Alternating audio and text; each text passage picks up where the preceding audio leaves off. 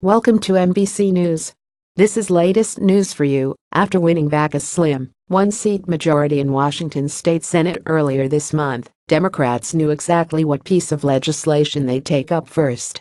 Climate change is a priority for next year's legislative session, as are immigration and women's reproductive rights, all necessary to counter President Donald Trump's conservative agenda, State Senator Sharon Nelson said.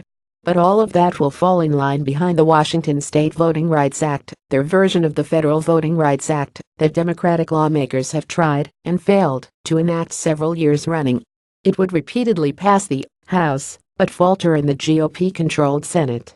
The odds changed on November 7 when Manka Dhingra, a local prosecutor, beat out her GOP opponent in a special election to represent the 45th district, giving Democrats the majority for the first time since 2012.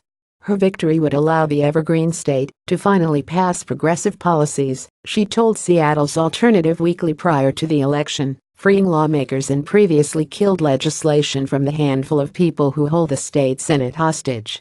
That includes the voting rights bill. It would do away with the state's at-large voting system in local elections, which Democrats say dilutes the voting power of minorities and denies them a chance to elect a representative of their own if evidence of vote dilution and racially polarized voting is found. It would not affect state elections. After the Supreme Court gutted the Federal Voting Rights Act in 2013, this legislation also aims to give Washington state its own set of voter protections. We need to provide every protection that we can, because I don't have faith in the current administration in Washington, Nelson said. However, some state lawmakers see a different motive behind Democrats' bill and advocate a different solution. Representative Matt Manueller, a Republican who represents a rural conservative district in the middle of the state, said he is concerned the bill would increase frivolous lawsuits against localities, particularly small rural areas. Why don't you apply this to the bigger communities, where you get a critical mass of voters and we have competitive elections, he said. Manueller said he has tried to propose that kind of option, but it was rejected by House Democrats. He accused Democrats of trying to change the rules to bolster their strength in local races, particularly in areas where he said the party has difficulty winning elections.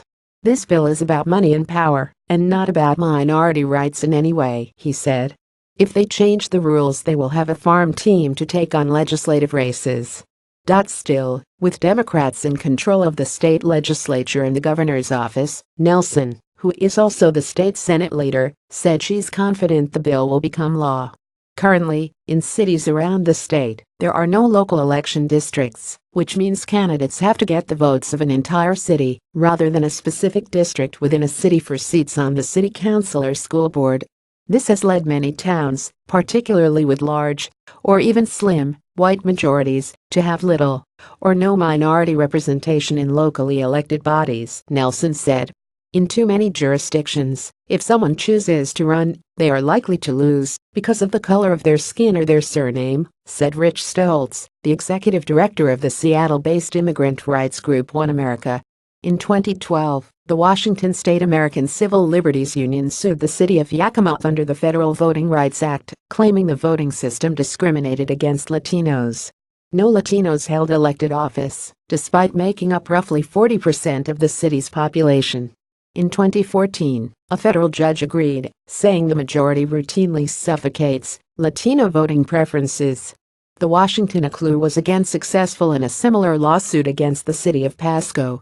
As a result, several Latino candidates were elected in both cities, most recently in the November election. The voting rights bill, which is slated to be introduced in the 2018 legislative session, would work similarly to the Federal Voting Rights Act, but Nelson said it would make it easier for a resident to sue a city to change from at-large to district-based voting. If challenged by the city, the case would also go through state court rather than federal courts. Suing under the Federal Voting Rights Act is tremendously expensive and requires years of litigation, said Stoltz, the immigrant rights group executive director. It's very difficult for individuals to challenge voting systems under federal law. Justin Levitt, a voting rights expert and law professor at Loyola Law School in Los Angeles, said Washington's bill is not necessarily representative of a trend, but rather an example of states moving ahead of the federal government. States such as California and Illinois have their own versions of the federal law, as well. The Federal Voting Rights Act is very powerful and good at some things, he said. It could use a state backdrop, and it doesn't surprise me that states would want to put in place their own protections for minority voting rights. November 24, 2017, 4:20 p.m., an earlier version of this article misidentified a Washington state senator. Her name is Sharon Nelson, not Susan Nelson.